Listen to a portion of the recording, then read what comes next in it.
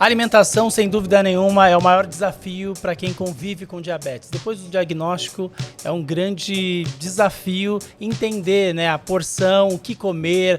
Tem muitos mitos, verdades relacionadas a esse tema e é sobre isso que a gente vai falar nesse vídeo do canal Um Diabético e esclarecer suas dúvidas. Eu tô cheio aqui de convidados, daqui a pouco eu faço a apresentação de cada um deles, mas antes disso, se inscreva aqui no canal, aperte o sininho, dá o seu joinha e vem comigo. Eu sou o Tom Bueno, um diabético.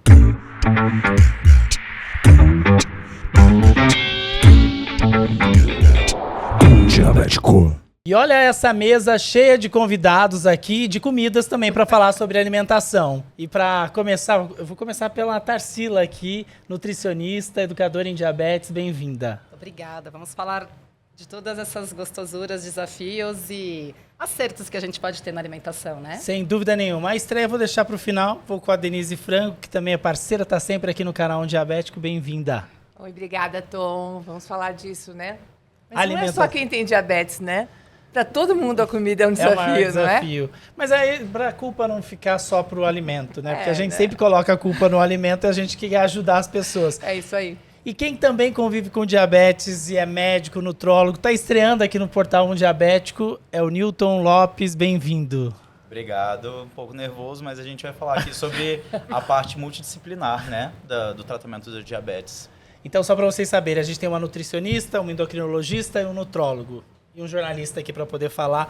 Olha que a gente... E a gente tá bem juntinho, olha aqui, ó. Tá vendo? Olha a gente só. trabalha junto. A gente é importante dizer que, ó, endocrinologia, nutrologia podem trabalhar em conjunto, né? Se complementam. Exatamente. Podem e devem, né? E a nutricionista também. É importante saber que não são áreas excludentes, mas complementares, né? Sem dúvida nenhuma. Somando força sempre, né? Então, acho que a verdade é a gente tentar cada vez somar mais forças, ter mais profissionais especializados que vão estar focados em ajudar, em como adaptar todo esse malabarismo de alimentação, medicação, suplementação que é necessário, né, para um bom controle glicêmico. Agora eu quero saber de uma nutricionista, educadora em diabetes, como é estar sentada numa mesa com alguns alimentos aqui que a gente não vai dizer se é ruim ou é bom, mas a gente fala assim, tem alimentos de todos os tipos. Maravilhoso, né? Primeiro que ter acesso à comida já é bom, né? Porque a gente fala de muitos momentos na vida que nem acesso à comida a gente tem. Se a gente pensa em conceito de alimentação saudável, o principal objetivo é nutrir. Todo mundo precisa nutrir. Então, em nenhum momento a gente precisa olhar a alimentação como sendo um desafio na vida das pessoas. Só que a gente tem que adequar ao que é a necessidade de cada um. Se a gente pensa em evolução, cada vez mais a gente fala de medicina de precisão, né? A gente pode até trazer essas coisas tão específicas que a gente tem hoje em dia. E a gente tem como fazer isso hoje em dia, mesmo na alimentação da pessoa com diabetes. Sair daquele padrão que tratar diabetes é excluir a alimentação, porque acho que durante muito tempo foi isso, né? Principalmente a parte médica, a gente vinha muito, era o que a gente fazia. Medicava e excluir a alimentação. Você não pode comer isso, não pode comer aquilo. Acho que o grande ganho da nutrição hoje, de eu estar sentado nessa mesa, é que é viável fazer tudo isso com orientação e adequação, fazer parte da vida das pessoas. Só para a gente lembrar que talvez a gente não tivesse todos os recursos de Exato, tratamento que a gente tem hoje. exato. Então, a gente ganhou no tratamento e por isso a gente tem flexibilidade, né? Com certeza, Com certeza. Até porque a gente aprendia, pelo menos aprendi na faculdade, que a medicina é uma ciência de verdades temporárias, né? Como que se a cada 5 anos a gente está reaprendendo tudo, né? Então, um dia, sei lá, o ovo é bom, outro dia o ovo é ruim, né? Que é o clássico do exemplo. Exatamente. Mas a gente vai aprendendo muito. Eu tenho diabetes há 23 anos, se eu não me engano. Há 23 anos atrás, a gente não tinha os conhecimentos que tem hoje em dia, né? Para poder fazer um tratamento mais adequado. Que a gente tem hoje, né? Para entender o efeito, né, dessa alimentação, até para a gente ter um caminho de como adaptar, comer uma batatinha, pegar, então, independente se é bom ou é ruim, a gente sai do lugar do ser nutricionalmente saudável ou não. E não aquela coisa, isso faz bem ou não para o diabetes. Porque uma coisa é a gente falar de alimento saudável, outra coisa é a gente falar de alimento que não é tão saudável. O efeito disso na glicose, muitas vezes, vai ser o mesmo. Talvez se eu comer essa bandejinha inteira de banana, vai fazer mais efeito na glicose do que eu pegar um punhadinho de batata. Sem dúvida. E aí é a ideia que a gente começa a trabalhar dentro da nutrição, né? É entender a quantidade, o equilíbrio e o impacto que cada alimento pode trazer para cada pessoa também, porque tem isso. Exatamente. Como ajustar isso no tratamento.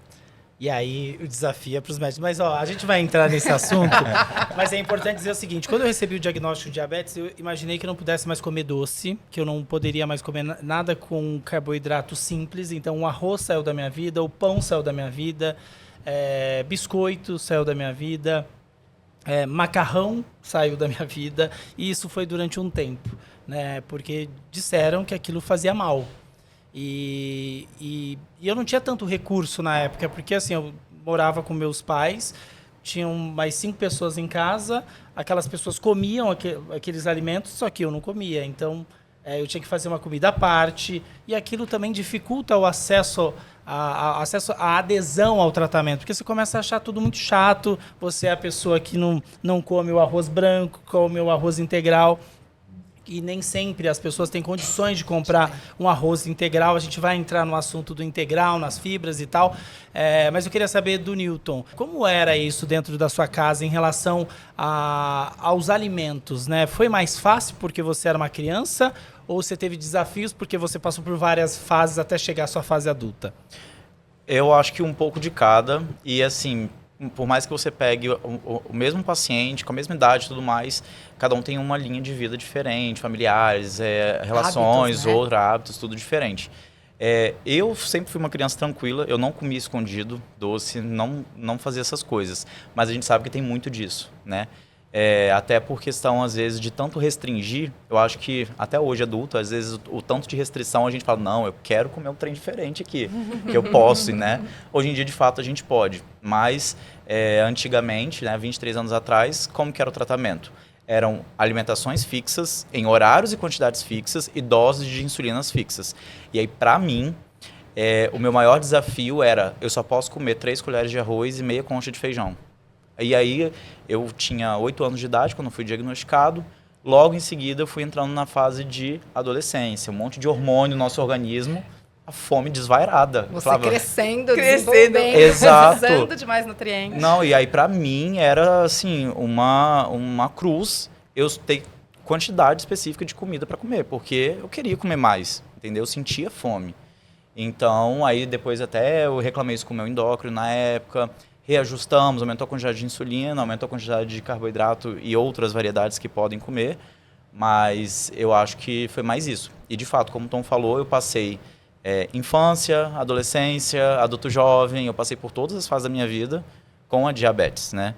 Não acho que foi necessariamente mais fácil, mas, de certa forma, pelo menos já era uma realidade que eu tinha que me adaptar. Desde pequeno, inclusive. Desde pequeno. Já fazia parte, né? Não foi uma coisa que você vivia ali de uma forma e, de repente, do dia para a noite, tem que mudar tudo, né? Exato. Agora, deixa eu fazer uma pergunta. A gente colocou essa mesa aqui. O que você escolheria aqui para comer? Pode ser sincero. Eu? Nesse momento? Vamos ver o que a nutricionista vai escolher, Olha, hein? gente, nesse momento aqui, pensando num bate-papo entre amigos e que a gente tá aqui falando da vida, eu ia na batatinha. Você, Denise? Nossa, que difícil, Tom. É vida real, na verdade, porque assim, às vezes... eu acho que eu ia comer, na verdade... o que eu mais gosto é isso aqui, Esse stickzinho, Esse né? stick, assim. E você, Newton? Então, eu acho que por eu ser muito novo, eu sempre acostumei a comer as coisas diferentes. Eu não gosto dessas balinhas, né? Não comeria em nenhum momento da minha vida. Nem na hipo. Prefiro outras coisas. Então, eu iria na batatinha também. E talvez na banana. Eu, nesse momento, não ia em nada. Eu ia só na... Se a gente tá falando especificamente desse momento... Desse momento, eu só vou na água, porque hiperglicemia, a água ajuda, né? Exatamente. Ajuda bastante. Aliás, a hidratação tem que estar sempre sempre presente. O que eu acho muito interessante que o Nilson falou, com como a família dele olhou para o diabetes e colocou e foi adaptando. Então, assim, eu acho que um dos aspectos mais importantes é como é que a família recebe, principalmente alguém que é uma criança, recebe o diagnóstico e aceita o diagnóstico e ela vai se ajustando e adaptando conforme as fases de crescimento da criança, né? Isso é muito importante, você vê ter esse acolhimento e a junção de uma família inteira se adaptando para uma criança que estava em fase de crescimento, onde não tem geladeira, né? Ainda mais os meninos nessa fase não tem geladeira, come tudo. Vai que vai. Até a parede. Como é importante ter essa adaptação e ter esse acolhimento da família E como talvez um o mais todo. importante seja essa consciência que o diabetes controlado não depende de você comer pouco. Porque fica um pouco nessa matemática, né? Se tudo que eu como influencia a glicose, automaticamente, Você quanto tira a menos eu comida. comer, melhor. Então, eu acho que ainda tem muito das pessoas uma busca, independente se eu estou falando da maçã, da bala, do salgadinho, é o quanto menos eu comer, melhor. Óbvio que a gente entra em uma questão que todos nós temos um total de caloria no dia e a gente entra em parte de recomendação nutricional, mas muitas vezes mas a ideia não é eu comer menos ou quanto menos insulina eu aplicar, melhor, porque é isso, quando você chega na adolescência, dobra, né, praticamente a necessidade de insulina. E aí, eventualmente, a gente tem famílias que chegam e falam, mas o diabetes dele está piorando. E, na verdade, nada mais é do que uma adaptação. Ajustar a gente tem a dose um de ajuste de insulina. dose, é uma necessidade fisiológica do corpo ali. Né? A pessoa que não tem diabetes, também nesse momento, que passa pela puberdade, que chega na adolescência, ela também tem toda uma adaptação hormonal e que a gente recebe ali no consultório, crianças que estão um pouco acima do peso, que estão passando por essa fase. Então, é aquele de você respeitar o momento fisiológico da vida da pessoa também. E o tratamento tem que adaptar. Mas eu acho que o desafio, não sei o que vocês acham, mas o desafio para quem tem diabetes tipo 2 e recebe o diagnóstico numa vida adulta já, a gente tem a questão do acolhimento. E normalmente o amar não significa que você está fazendo bem para a pessoa, porque às vezes você quer cuidar, só que ao invés de cuidar, você está deixando a pessoa mais ansiosa, você vira um fiscal da alimentação, né? Qual que é o risco disso para o tratamento e para a adesão ao tratamento? É muito mais difícil, né, Tom? Sem dúvida, a hora que você recebe o diagnóstico, a primeira coisa, ainda mais que alguém que está com diabetes tipo 2, primeiro você vem assim, o que eu fiz de errado? Porque está ligado muito ao que os seus hábitos de vida, o que você está no seu dia a dia. E aí vem a primeira comida, a primeira questão, né? O que eu vou comer a partir de hoje? Então tem muito, todo mundo fala assim, você vai comer doce? Você vai comer macarrão? Você vai comer... Acabou, macarrão, não tem a mais. pizza do fim de semana. Aquilo que você falou que você não comia mais. Arroz, praticamente macarrão. E lembrando que muitas vezes são pessoas que estão em fase de trabalho, que têm encontros, Tem uma reuniões, vida, né? viagens. Tem uma vida e gira em torno da Então comida. vira tudo um cenário muito desconhecido, né? Porque é aquilo, poxa, eu nunca me preocupei. Né? E talvez esse seja se a gente falar na raiz da questão da alimentação, É o grande a problema, gente não na se verdade. preocupa muito com o que vai comer, né? Às vezes a gente só vai prestar atenção na hora que vem o diagnóstico de alguma doença, né? Pensando que a gente trata a prevenção de muitas doenças com alimentação também. A hora que vem o diagnóstico, fica, agora eu vou ter que prestar atenção. Então eu falo, a única coisa que eu vou pedir agora é que você preste atenção, até para a gente entender como que isso está no seu dia a dia, porque pequenas mudanças ali vão fazer diferença. E não é deixar de comer, eu não posso mais comer o arroz, não posso a pizza, mas é junto com a medicação. E eu acho que uma questão que a gente tem muito, que aí acho que o Newton e a Dê que trabalham mais essa parte, é regularidade de medicação, porque muitas vezes é uma pessoa que do dia para a noite tem que tomar medicação e esquece muitas vezes. Então, tudo isso faz diferença, né? É muito comum o paciente chegar para a gente e falar assim, é mais fácil aquele que é criança receber o diagnóstico de diabetes, porque ele aprendeu desde criança. Mas não é, né, Nilson? Sim, é a realidade desde sempre, né? Mas engraçado, você falou algumas coisas que, quando eu recebi o meu diagnóstico, meu endocrinologista, há 20 e tantos anos atrás, ele falou uma coisa para minha mãe, para mim, né? Estava junto, que a questão é que agora ele tem que comer como a maioria das pessoas, ou todas as pessoas, deveriam de fato comer. Né? Então, não é que é restritivo. Tudo bem, antigamente era por outras questões, mas a questão é que o diabético tem que ter um pouco mais de atenção no equilíbrio das qualidades do que ele está comendo, principalmente, não só nas quantidades, como você falou da questão de comer o cacho de banana todo e tudo mais. Então, na verdade, por exemplo, o diabetes tipo 2, ele começou a se desenvolver, normalmente, acho que 5 anos antes do diagnóstico, né? Então, para você ver que esse organismo já está vindo se lesando há muito tempo, devagarzinho, para conseguir dar o diagnóstico depois. Então, a gente vê realmente como que a questão da prevenção também através da alimentação. Gira em torno, né? Da Gira em gente torno já ir disso. criando essa consciência aos poucos. Mas eu acho que tem uma grande questão, né? Quando a gente fala de um diagnóstico de uma doença crônica que está relacionada também à alimentação, a gente lembra que a alimentação ela tem algo afetivo prazeroso, que une as pessoas, né? Quando a gente se encontra para comemorar, o que você vai fazer? Você vai comer. E quando você tem diagnóstico e alguém fala assim, olha, tem que tomar cuidado com o que você come, porque isso vai aumentar a sua glicose. Tudo isso vai ficando no nosso inconsciente. Isso, eu acho que o Newton pode dizer melhor, acho que isso até aumenta a chance da pessoa desenvolver algumas compulsões, né? Porque de tanta restrição, de tanto medo que ela tem em relação à alimentação, que aquilo tenha um efeito psicológico, psíquico. Eu queria que você falasse um pouquinho sobre isso. Com certeza. A questão da compulsão alimentar, de maneira geral, com qualquer pessoa, o que acontece? Ela normalmente tem um transtorno alimentar, que ela faz restrições muito grandes. Então, vamos colocar que a pessoa pula o café da manhã, o almoço e tudo mais. Chega no final do dia, à noite, vira e fala assim, nossa, mas aí é o horário que eu sinto mais fome, eu ataco a geladeira e eu como sem perceber. Por quê? O seu organismo está tentando sobreviver. Ele sente que você está em uma inanição, né? E ele vai buscar a energia. O que é inanição? A inanição seria como se você tivesse sem se alimentar. Sem Você imagina, você está no meio do deserto sem acesso a nada, entendeu? Entendi. Seu corpo começa a gritar porque ele precisa de energia, né? Então, vai muito disso. E aí, o que acontece? Voltando para a pauta do diabetes. De certa forma, a gente pode fazer esse paralelo, né? Que se restringe tanto a comer as coisas, o diabético acha que tem que comer só salada o dia inteiro. Né? Vai chegar no final do dia, ele vai querer ter um acesso a um doce, a um alimento hiperpalatável, né? Que tem muitos aditivos, que tem muita caloria fácil, que é o que a gente vive hoje em dia com muita facilidade. Né? É muito mais fácil você comprar um biscoito recheado que custa R$2 do que fazer uma salada, que às vezes vai ser até mais cara, e não só a salada, mas um arroz integral ou outros alimentos. Né? Agora, quando a gente fala de fibras, né? Muita gente fala de fibras, comer salada, colocar fibras.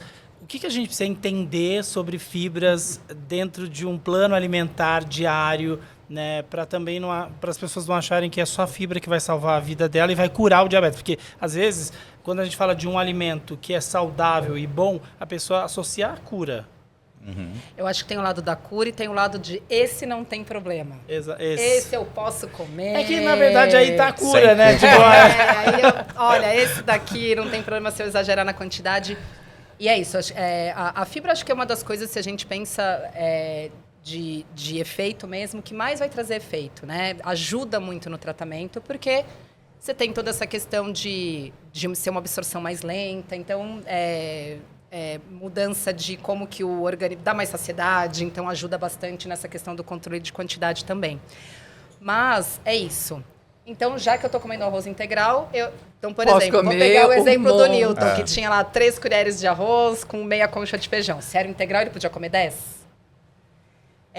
O cuidado continua sendo o mesmo. E lembrar que eu não preciso ter acesso a algum alimento. Então, às vezes, eu posso ter arroz branco. Se eu tenho uma salada junto, eu estou colocando fibra no prato. Essa questão toda, não só no sentido de controle, mas de prevenção do diabetes. Hoje, os estudos que a gente mais tem é fibra sendo grande determinante na prevenção do desenvolvimento do diabetes tipo 2. Mas de obesidade também. E de obesidade. É importante a gente lembrar disso. quer complementar?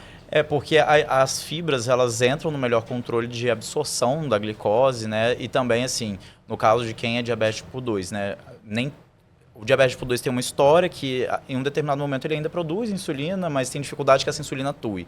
Então, a fibra na alimentação de diabético tipo 2, por exemplo, ela facilita a ação da insulina que está com aquela dificuldade ali, né? A insulina que já é produzida pelo próprio organismo. Exatamente. É porque nós, diabéticos tipo 1, a gente não produz insulina, né? Então não tem jeito.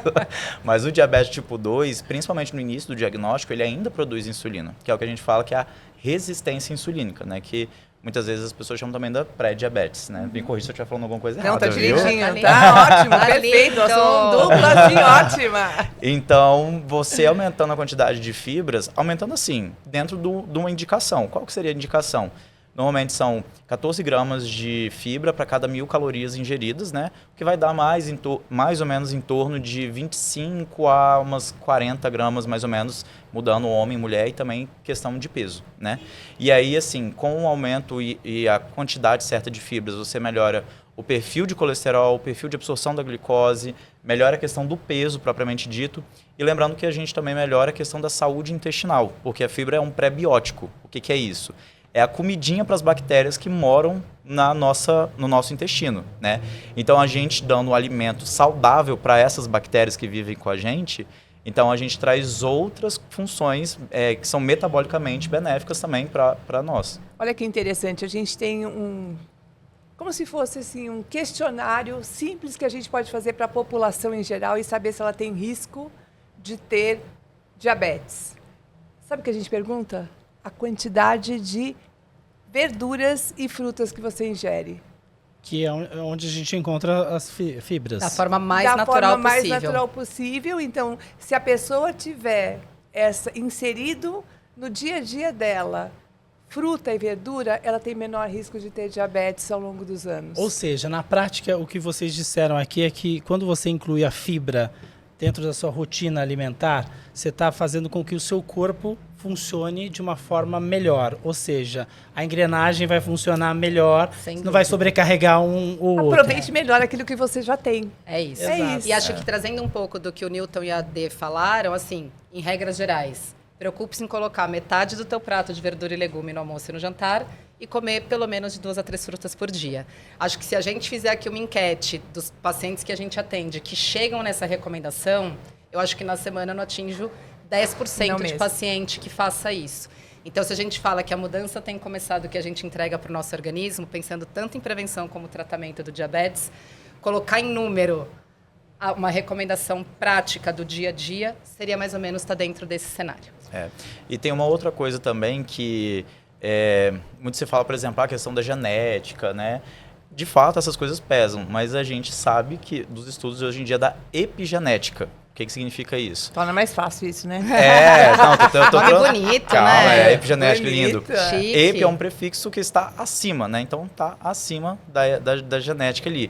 Porque como que a gente consegue mudar as expressões dos genes, né? Dos cromossomos e tudo mais, que é o que rege o nosso organismo, através de hábitos de vida e principalmente a alimentação. Então, a gente consegue mudar algumas expressões para melhorar isso também através da alimentação.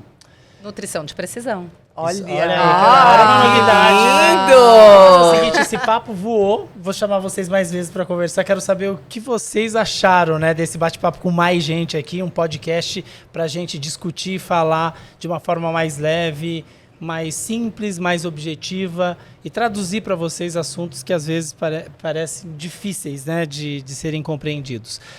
Eu quero convidar você também para acessar o portal Um Diabético, www.umdiabetico.com.br. Tem notícias todos os dias, tá? Várias notícias relacionadas ao diabetes e também a doenças associadas. Quero agradecer a participação da Tarsila, da Denise, do Newton. Obrigado aí pelo bate-papo. O que vocês acharam? Querem voltar? Com certeza, estaremos Com aqui. certeza, já estamos aqui. Ainda mais com uma mesa bem Não é, com essa- E multidisciplinar. ninguém comeu nada? Como Tá que bem? é isso? É, porque a gente deixou aqui, ó, só para dar uma animada. Só eu tô consumindo meu alimento aqui, meu... Nosso drink com nosso água, drink. porque faz parte da Ai, e água é bom pra vida. fibra, tá, gente? Como fibra e bebam água junto, que É aí a isso. receita é melhor. Tchau, gente. Boas glicemias.